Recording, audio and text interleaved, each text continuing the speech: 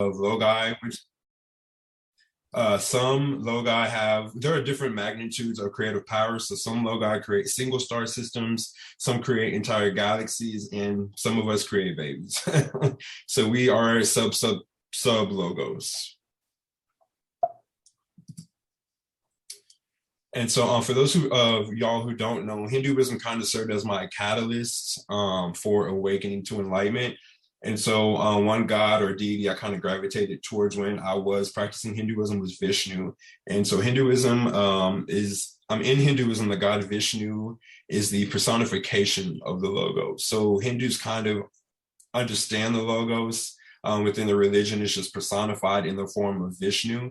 And Vishnu is Sanskrit, and that means all pervasive, or one who is everything and inside everything.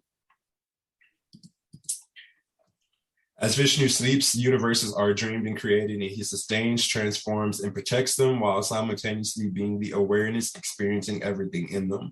So this is a pretty popular depiction of Vishnu within Hinduism. You have him in the center sleep, and then from him, you can kind of see the bubbles coming out. And within each of those bubbles kind of represent universes or creations. And within each bubble, if you look closer, you can see Vishnu also within that. So like I said, that's the Hindu's version or personification of the logos and the depiction of it. All right, next we have galactic logi.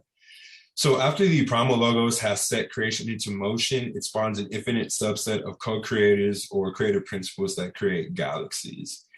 These galaxies are creatures of free wills, and so they're co-creators that further take the plan of the logos and refine it how they see fit in order to provide the creator with experience. And they do this through designing the natural laws or laws of physics, setting the parameters and constructs within which free will may be reached and evolution achieved, utilizing knowledge of experience from previous creations, creating the solar systems, and et cetera. And like I said, they do all of this without adding or taking away from the original plan of the primal logos.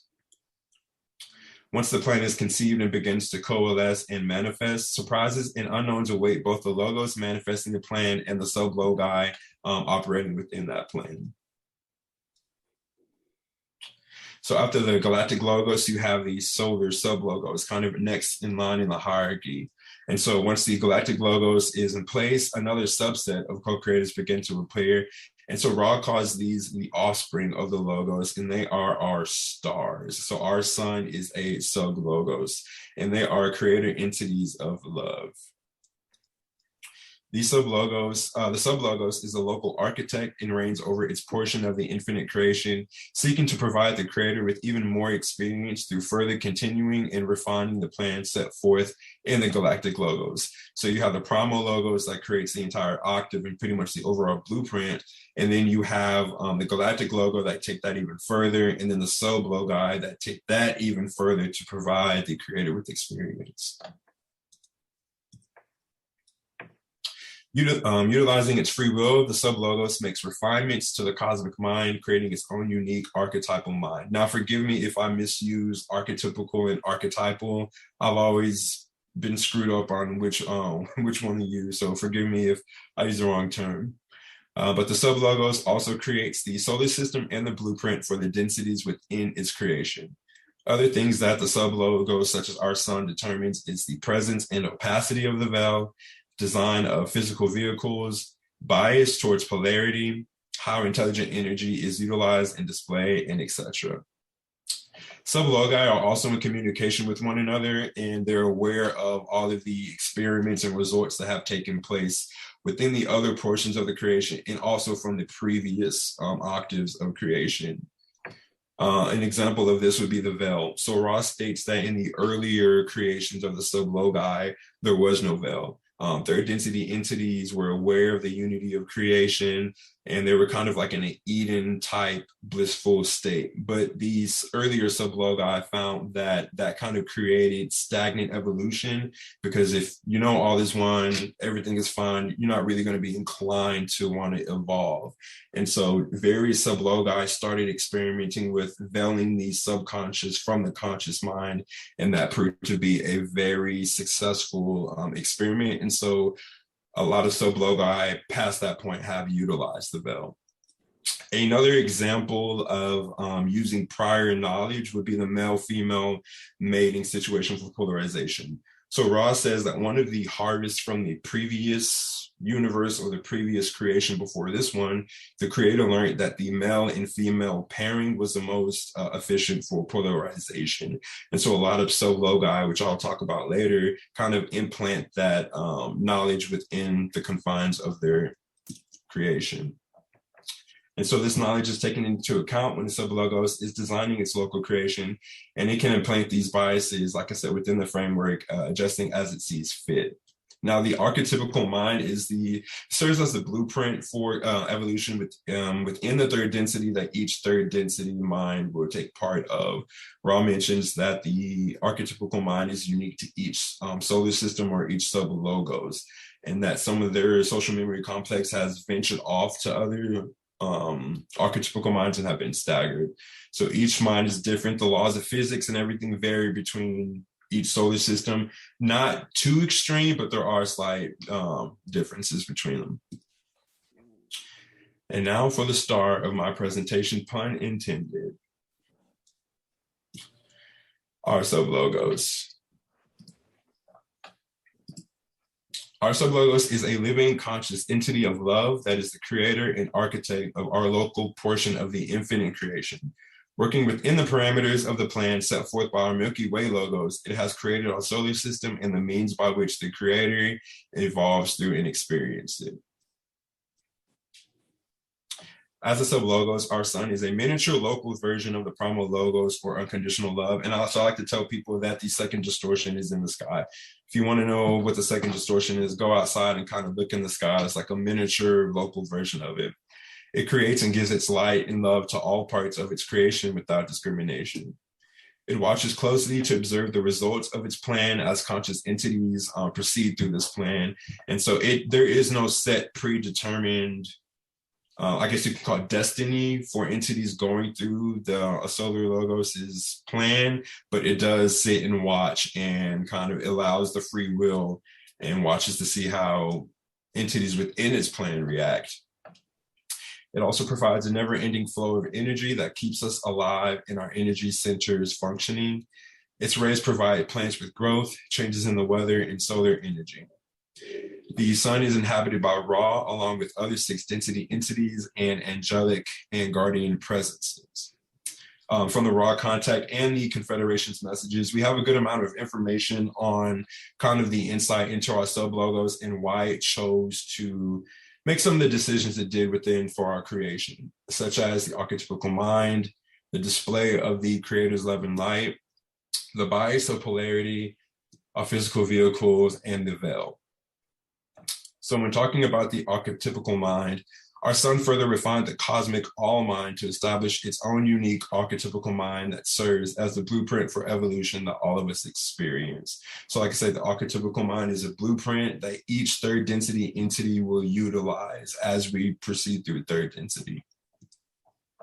Our sun's archetypical mind is comprised of 22 archetypes, 7 for the evolution of mind, 7 for the evolution of body, 7 for the evolution of spirit, and then the choice. According to Ra, this amount of archetypes is quite a bit. Ra states that there really is no average, but a lot of other sublogi only have about 5 to 8 archetypes, and our sublogos has 22. And there is a reason for that, which I will explain next. And so why does our sun have a greater variety of archetypes within its archetypical mind? That is because our sun chose to allow more of the love and the light of the creator to be on display. And so it didn't allow for a neutral background for incarnative experiences. Our sun wanted us to experience the love and the light of the infinite creator, both outwardly and inwardly visible. So who all here has, cried at a movie or a piece of artwork and it's just really moved you emotionally? Anybody? And so part of that is because of the love and the light that the sun chose. This is a quote from Ra. There are logi which have offered a neutral background against which to polarize. This logos chose not to do so, but instead to allow more of the love and the light of the infinite creator to be both inwardly and outwardly visible and available to the sensations and conceptualizations of entities undergoing its care and experimenting. And so because our sublogos wanted a great amount of the creator's love and light to shine through, this results in the beauty of our planet and the vast amount of life forms and species that we have here.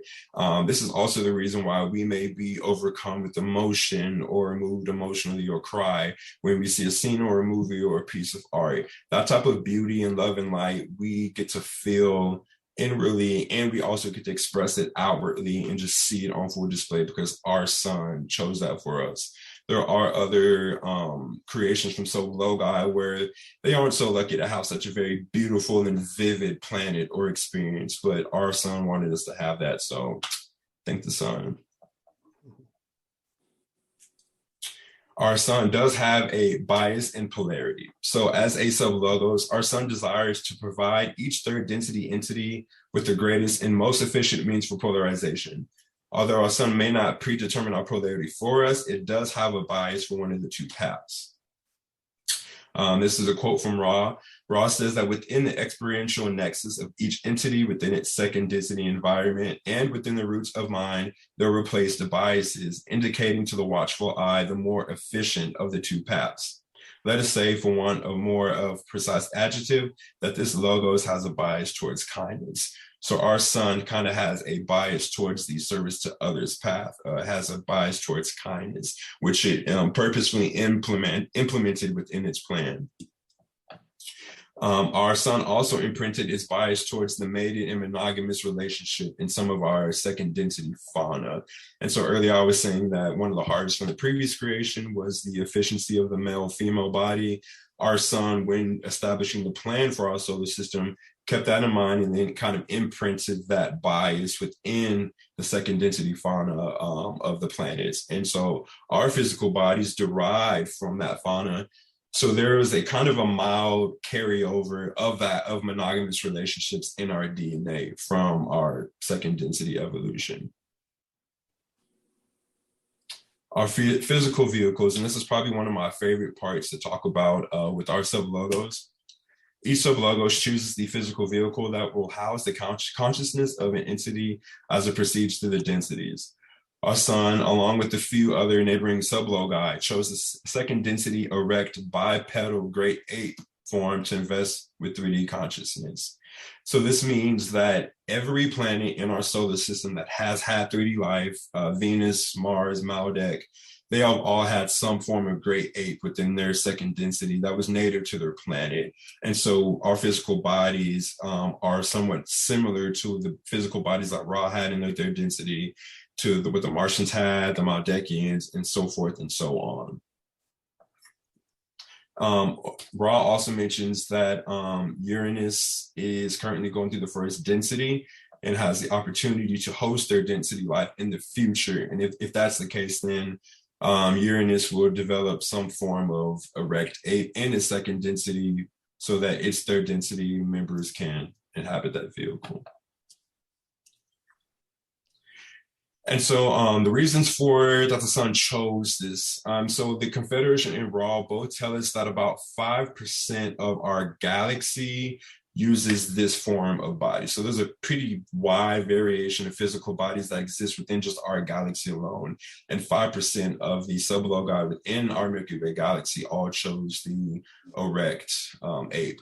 And some of the reasons for this, that our sun chose it, was to provide third density entities with the greatest means of polarization. And because of this, our sun intentionally chose the erect ape, most importantly for the opposable thumb. Now, the reason that our sublogos chose the erect ape for the opposable thumb is because the opposable thumb leads to grasping nature, which then leads to tool making, which then leads to written language, which then leads to verbal language. And so the reason our sun did this was because it didn't want us to have telepathic communication like some other third density societies have, or it didn't want us to be able to exchange ideas quickly. It wanted us to be focused on our physical worlds, that, you know, to work with our hands and not be so much in our minds. And because of that, it also chose for us to have a smaller brain. The smaller our brain, the less capacity we have to use our mental powers that some other third density entities may use. From the Confederation, we know that there are other third density entities out there who have larger craniums for larger brains, and they're able to use the powers of their mind. But our sun didn't want that. And the Confederation gives, quote, and they say that the reason for this is because this allows such entities to move throughout the density experience in a much more rapid progression, so that the means of discovering the other self nature of all entities surrounding such entities is enhanced. Thus, those of Ra, as with those of planet Earth, the planet previously known as Maldek, the planet Saturn, and the planet of Mars, have all hosted third density beings, which have been able to utilize the veil of forgetting that exists between the conscious and unconscious mind. That leads me next to the veil. And so, as I mentioned earlier, it was found that in a lot of early experiments that the veil was very conducive for creating that polarization. So our sun wanted to provide the highest quality experience to the creator, so it carefully veiled the conscious mind from the subconscious and deep minds of all third density entities on any planet that has or will have third density life. And so when the veil is in place, the unity and truth of creation isn't as apparent. And so that kind of leads to people turning away from their intuition and subconscious and having to think on their own and really seek the creator. And so this creates the perfect backdrop for making the choice and polarizing.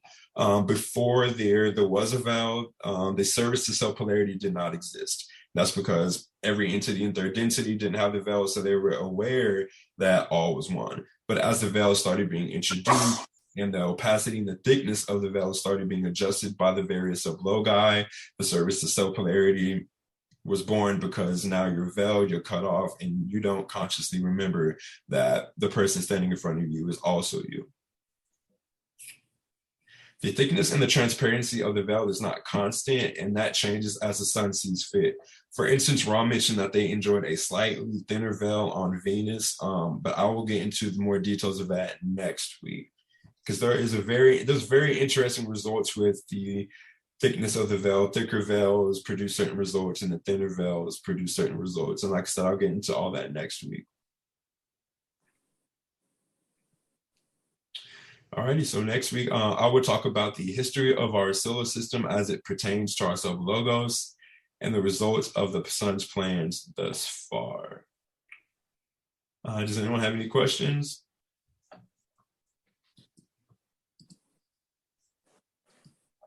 Not a question, but thank you for putting that beautiful slideshow together for us. That was lovely. Thank you. Sorry if I went too fast, but thank you, Troy. Yeah, it's a lot to take in to have to think about a question. That's a lot of disparate readings that you're pulling together into one place. So that's kind of monumental, actually. Yeah, it was kind of tough because, like I said, I've been studying this topic for so long, and I've read so many different things from Ra and the Confederation. So when you try and fit it all into one PowerPoint, it can be rough. Mm-hmm. Mm-hmm. I don't know. Hopefully I was muted because I sneezed twice really loud, so I hope nobody heard that. I hope that wasn't recorded. Can you, I think it was in the earlier slides, so the logos and then all the sub-logos. Can you go back through that again? Because it was, Absolutely. That was a little quick. So if you can just repeat that part for me, the rest I kept up on. So. Alrighty, let me see. Was it this slide?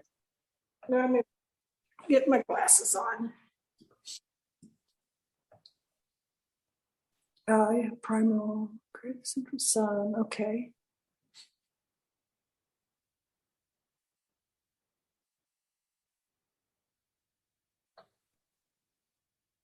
Okay. Yeah.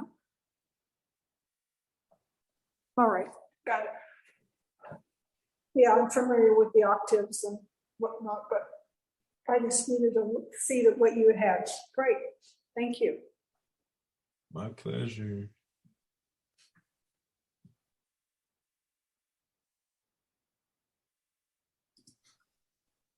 Is there anything that popped on anybody's minds or any I'm questions? just curious, how many sessions are you going to do?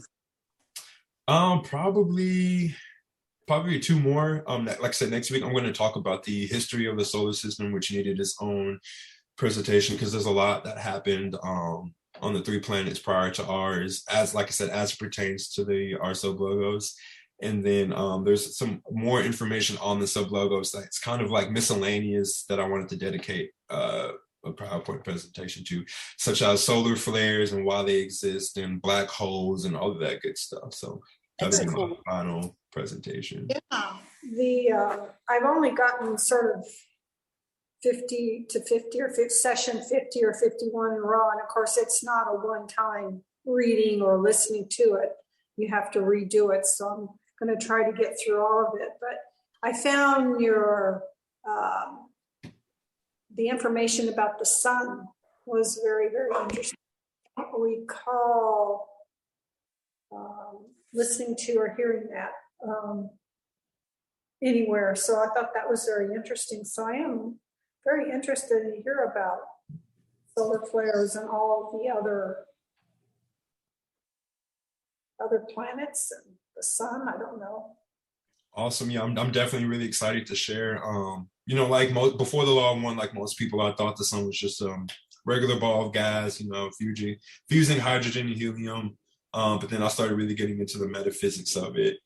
And then from there, reading the Confederation's messages, and they even expound on Ra's things and even bring up things that Ra didn't talk about, such as like the solar flares and 6 density entities making love in the sun and the offspring bring light and all of that good stuff. So I'm excited to present on that.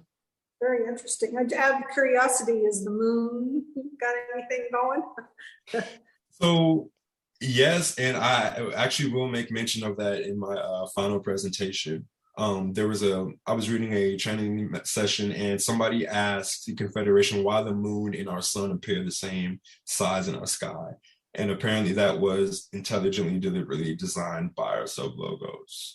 And the different phases of the moon, because I know, for example, the full moon can affect the energy of various individuals. And I know, well, one reason I know that is because I used to work in a hospital emergency room. I'm telling you, it was totally different during the full moon time than when it wasn't. So I don't know, it'd be interesting to learn more about the moon too as well, if there's anything on that.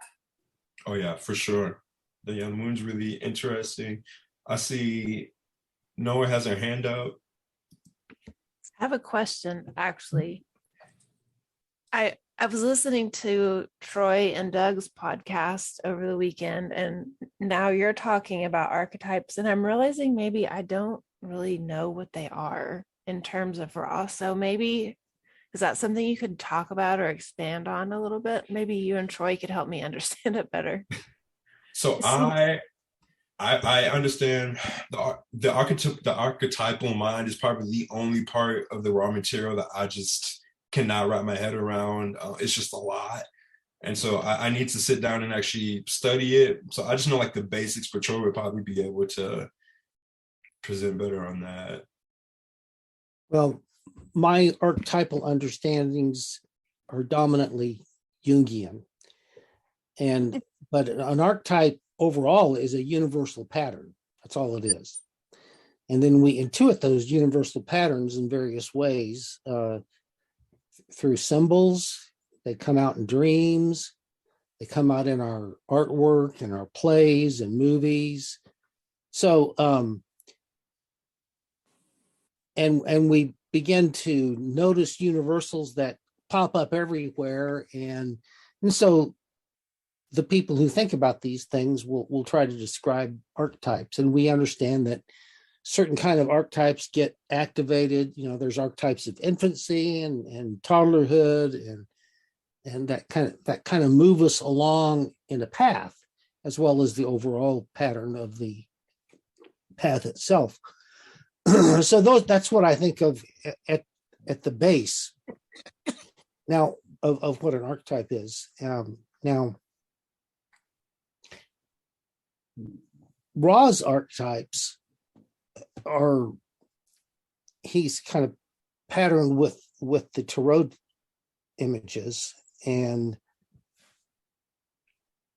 honestly, I don't understand those. I think Doug has done about as good as anybody in making sense of them for me and the things that he pulled together. But Ra and the L&L group never finished the discussion of the archetypes, and so we will never know what Ra thinks about those things. But he says it's kind of not important what he thinks, because just pondering them somehow is mysteriously beneficial, even if we can't necessarily agree what all the symbols mean. So, yeah, you can study archetypes in Jungian literature. You can appreciate them in dreams. I've seen them in patients on occasion. Okay, that's what I'm getting at. That's the part I don't understand. Like, so I understand everything that you're saying about archetypes, and that's stuff I know, I guess. But when you say they're like, how are they, like, there's things that are being universally played out, like not just on Earth? Or did like our logos pick these specific archetypes? Well, I would think they're mostly on Earth. That's what I meant by universal for our culture, I guess. So they've like always been there, and they probably like stem down to like, okay, I get it. I think I get it now. They're very ancient. They're very ingrained. They're very Right. instinctual. Yeah. Right. And like I said, our son refined a cosmic all mind. So we never know. We don't know if there's a primal archetypical mind of the primal logos, but the archetypical mind that our son did choose, every third density entity in the solar system evolves through that. So Ra, when they were on Venus, they experienced the same archetypical mind. Those on Mars and Maldek also did too. So these patterns and these things that we experienced, they are also experienced. Yeah, I'm sure it's different on other galaxies, but oh yeah, all we got to work with is our logos. So these are like the things that are designed in the background to kind of help us move up the stages of. Yes, exactly. I don't know why I never realized that till now. I mean, I've read so many books about archetypes, and this is just coming to my understanding. That's silly. Thank you. Oh, well, I'm glad that helped. I see a question from Sonia. She said, did you say it's ideal for one man and one woman relationship? So that's a really interesting topic. So the creator from the previous, like I said, Octave universe found that the male and female monogamous relationship pair was really efficient for polarization. So yeah, that's correct. And our son, knowing that, like I said, imprinted that bias in second density fauna. And then that kind of carry over it into the genetic makeup of our third density physical beings. So humans have that bias is implanted in our unconscious deep mind of the monogamous relationship. Like I said, we have complete, absolute free will. The son's not saying, here, you should do this, but it's giving like, just like a little wink. Martha, you have your hand up? Oops, let me get this done. I was just going to say on the archetypes, I still remember the first time I ever heard that term and understood it was when I was reading a book called Please Understand Me. It was about Myers-Briggs. And when I got to my part, which is an INFP, and they gave the archetypes being Joan of Arc for the female, which I was not happy about, and Sir Galahad Lancelot for the male. And that's when it's kind of like the movie, The Miracle Teacher with Helen Keller. Once I've seen that, then I could start seeing other archetypes that fit in, that repeats over and over and over again. Now, as time goes by, some of those archetypes are harder to see because they're not as old-fashioned, but if you look, they're still there. You know, that's my take and nothing else. Thank you. Figure out how to lower the hand. Oh yeah, Neil. Have you, I guess, read anything explaining kind of what it looks like to live on the sun, or like what the sixth density, or do you go into that later? So I haven't read anything on what it looks like, but I do know that sixth density entities, it is common for, and this is throughout the creation, sixth density entities reside within the solar bodies.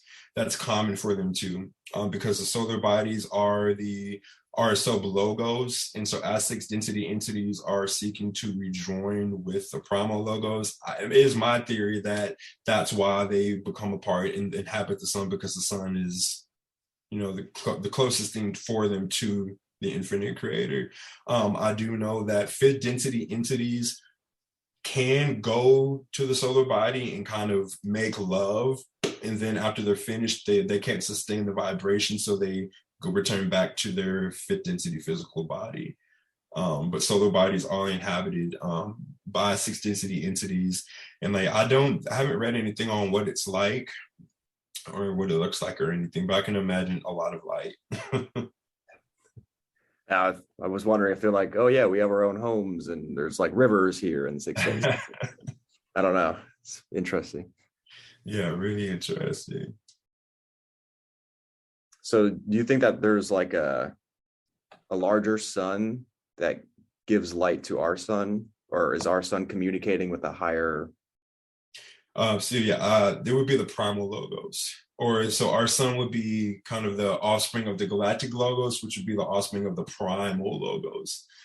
So the primal logos, Ross says there is a center to creation, which is the primal logos. So I can imagine a lot of New Age spiritual circles refer to the primal logos as the great central sun. So I can kind of see it being this huge, gigantic sun that gives life to all the other galactic and sub logos. Will you say that order again? Primal. So you have the galactic. primal logos, and then you have the galactic logos, and then the sub logos, or the solar logos. And then we as humans are actually sub logos. Mm-hmm. That makes sense.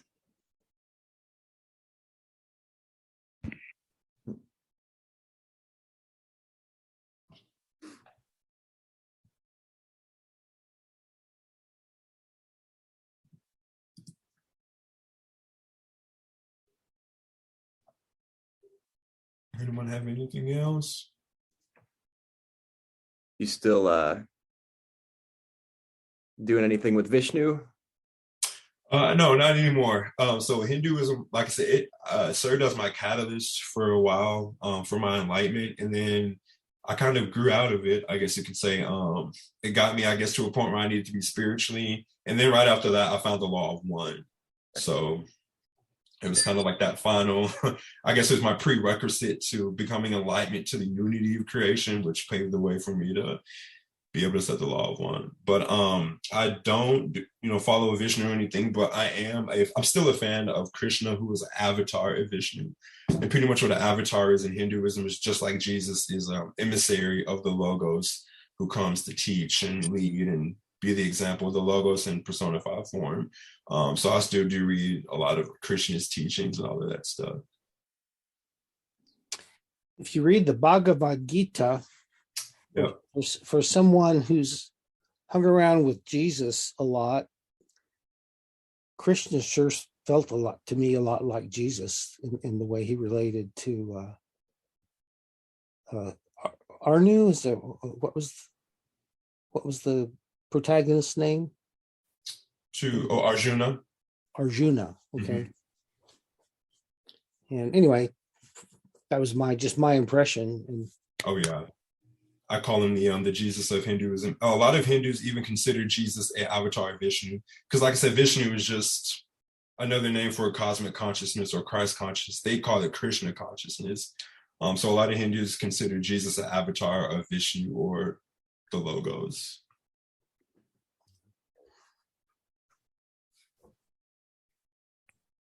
That reminded me of Doug's description of what he thinks Metatron is. Tell us. Just kind of like the interweaving web that connects everything. And there's some intelligent force behind it. There's a writing about it somewhere. Yes. Yeah, I've read a little bit on Metatron. The Confederation also says that there are these angelic presences that assist our sun, informing the archetypical mind and helping out and all of that good stuff, watching over the solar system and all of that good stuff.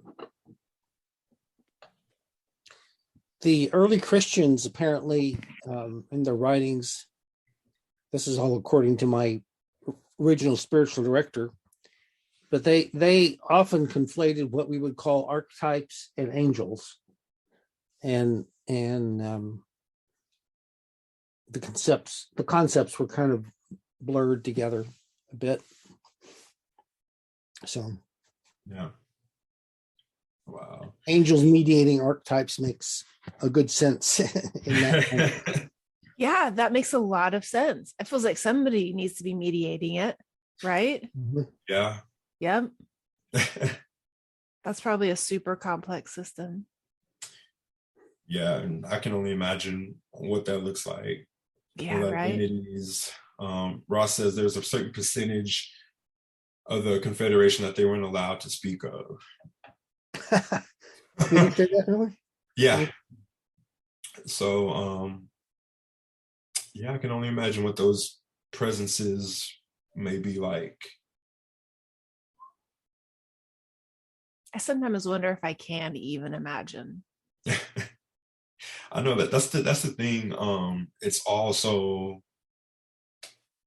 incomprehensible, even to higher density. I like I said, I read a lot of Confederation messages, and they were asked about the Guardians on Saturn, and even them in fifth density didn't know much about the Guardians because they're eighth density. They're way even beyond fifth density. So they were like, we may know just a little bit more than you, but there's still a mystery to us. So even higher densities have hard time grasping these concepts. Martha, you have your hand up? You're on mute. Martha, you're on mute. I'm so technologically challenged. I don't know when I'm on and when I'm off. It's okay. What I wanted to say real quick was I come from a military background. I grew up in a military home and not religious at all. And as I started this journey, there was a long period of time that I prayed for God to send me the chain of command to heaven. And then I found the law of one, and it was like, okay, you don't need a chain of command anymore. You got it now, huh? Wow. Got the chain of command. That's it. There's a kind of ancient book from about 500 AD called The Angelic Hierarchy. It's by Pseudo Dionysius, and it's part of the sort of Christian heritage. And he's got all the angels all listed up for you, Martha. If you ever need to go look that up. I think half of them were angels, the other half were saints. Keep them separated. So I just go, I don't care who's who. I just keep on trucking. By the way, next time I meet, I won't even be in Texas. I start my road. Well, of course, Texans have their own special hierarchy, I'm sure. I wasn't born in Texas. True. we have to do it our way. I'm not a true Texan. I was born in Anchorage, Alaska. You can't get much northern than that. No. Actually, we only think we have it different than everybody else, but yeah, we're all human. So I guess other than Raw and LL research, you found other Confederation channelings from different sources? The Confederation channelings are LL research. Okay. So they started doing channeling, I think in the 70s, late 60s, early 70s, right before the Raw contact. Yeah. And they were doing channeling circles, and that's how Carla met Don, and that's how they all got together. And so LL continues to do channeling circles up until this day. Now they do twice a month, and you can like submit questions and everything. So I emailed them the other week to ask Kuo, which is the principal which is our contact in the Confederation. And so I love reading their messages because it's very easier to read than the raw material, and they just expound on Ra's material so much. And because they're not sixth density entities, they can kind of answer some things and go into places that Ra wasn't able to. So it's really helpful information. Carla's voice. Actually listen to the audio of Carla's voice. It is amazing because nobody that's human can speak that slow. Yeah. Yeah. I can't listen to her channeling. I can feel the pain in her body. Yeah, same. I give it out to shout out to Jim for transcribing all of that, and because yeah.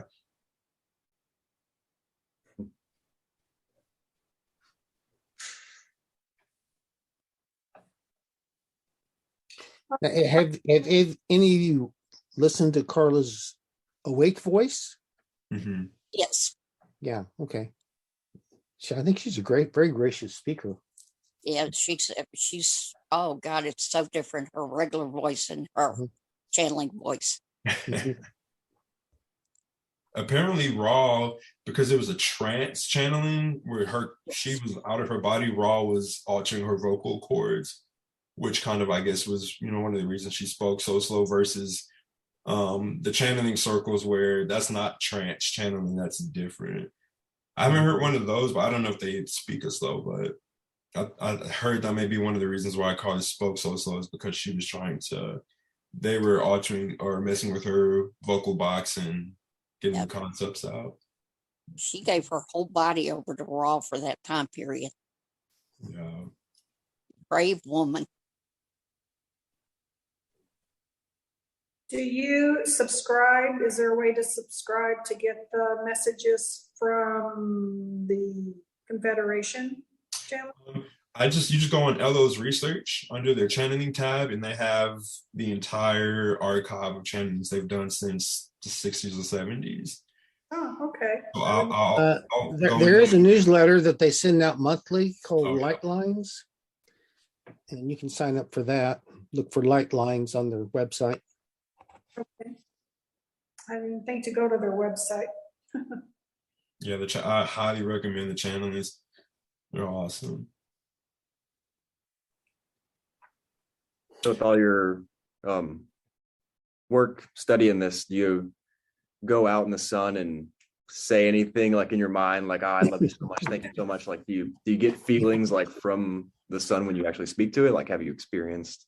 Yeah, so once I really got into the study of the sub-logos, I kind of started this morning ritual where I would just stand in the sun's light, with the sun in view, and I would just close my eyes and thank it, be thankful for it, because it is conscious, it is aware that I'm communicating with it.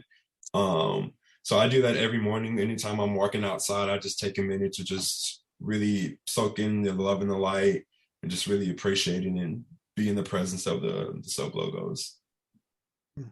And I think one thing that really makes the difference is I know that the sun is conscious of that, so it's not like I'm just, oh, hey, thank you, the sun is actually receiving my praises. And so, yeah.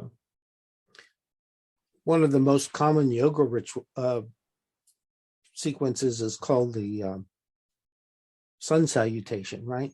Mm-hmm. Mm-hmm. Yeah.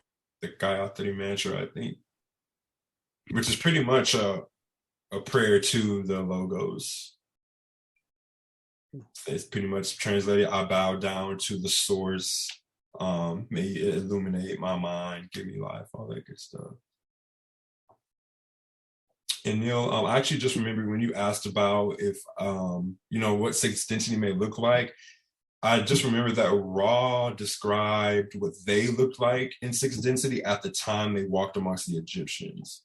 So Ra says that, 11,000 years ago when they actually did physically walk amongst the Egyptians, they appeared how they appeared in sixth density, which Ra says they were tall, slender, and had like a golden luster, which is why the Egyptians believed that the gods had golden skin, because Ra's sixth density body was like golden to it. So That's cool. that's all we know. I guess their whole sun worship has a deeper meaning. They were probably knowing that it was a living entity. And exactly, which is the reason why Ra was able to go to the Egyptians, because their distortions or belief of the sun and nature was somewhat correct and in alignment with the law of one, which paved the way for them to be able to land and teach them. humans messed it all up. Yeah. Those sun worshiping people back in the day were on to something. Yeah. I'm going to need to go back and listen to your presentation several times because I know I have lots of questions, but Yeah. it was really dense. I really want to know more about we feel it in our, on the outside and the inside part, but I need to listen to what you said a couple of times because my questions are probably answered. You can go ahead and ask away. No, I'll wait. I love it when that happens though, when you feel the really good feelings, it can be a Right. wave sometimes, but y'all are talking about the sun, but I have that with the moon. Like I get really good feelings with the moon. Yeah. Well, I'm really women are grateful more for it. pulled towards, many times, Noah, women are more pulled towards the moon than they are to the sun. I feel like the moon is my brother because there's very few other things in this whole world that I can directly see every single day. And there's like a clear connection to it with me. And it's always been there, Anyway, I love the moon. Did y'all see the new apocalypse movie, like Moonfall or Moon Crash or something? Oh, I can't recommend it more. It's awesome. If you like apocalypse movies, Moonfall, that's what it's called. I'll add that to my list. Because the moon just crashes into Earth and kills everyone. It's much more complex than that. There's also a conspiracy theory involved. It's just wonderful. Oh, wow. The world's been going to end ever since I can remember. I don't watch those type of movies anymore. This is the best evolution of that chain of movies, in my opinion. Does the mob try to break into Congress and take over the government? Just in real life. We Oh, had okay. I can still remember being about 5 years old and having a dream that an asteroid had hit out in front of my front yard, and it's rolling down the street, burning up the street, and I'm running around trying to find Jesus because I know it's the end of the world. And I can't find him in the dream, and that old fiery ball just keeps rolling, and I'm going, where's Jesus? At the end of the world, Jesus is supposed to be back, and I can't find him. All I can see is a big old ball running over people. That's kind of a scary dream. It was For a It was kid, nightmare. yeah. And it was created by watching something on TV about an asteroid hitting the Earth. One thing about science fiction movies, especially if you've watched them, I enjoy watching them. Although they do make them entertaining and theatrical for, the audiences that are watching them. If you look really, really deeper into some of what's happening in there, there's a little tinge of truth running in there. Yeah. Well, I love Star Wars and Star Trek and things like that, but the end of the world movies, I've seen the end of the world too many times in 66 years. So every once in a while I'll watch one, but mostly I stick with the Star Trek and the Star Wars and when the world doesn't end. Yeah, I don't watch too many of the end of world ones, but hey. Because once it ends, it's just going to start over again, and I don't want to start over again. I just find it fascinating about history repeating itself over and over and over again. It's an archetype. Over and over and over. You can call it an archetype. I call it a merry-go-round. It's an unresolved archetype. It's an archetype that's still trying to figure it out. Right. That's the title. Well, does someone want to close us out? That was a good hour. My brain's super full. I'll go ahead and close us out. Thank you, DeMarcus. All righty. If everyone could close their eyes, take a deep breath in, take a deep breath out.